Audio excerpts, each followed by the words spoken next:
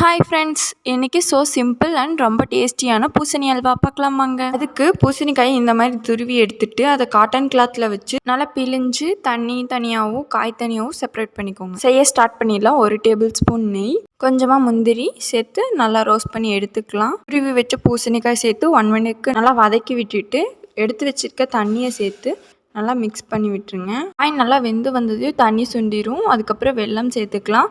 1 cup காய்க்கு 1.25 cup வெல்லம் அந்த மாதிரி சேர்த்துக்கோங்க.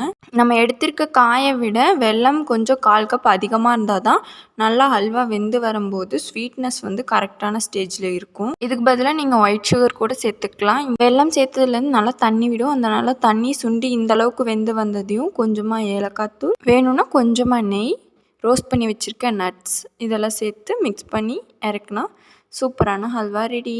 ரொம்ப சிம்பிள் ஆனால் ரொம்ப டேஸ்டியாக இருக்கும். ட்ரை பண்ணி பாருங்கள். தேங்க்ஸ் ஃபார் வாட்சிங்.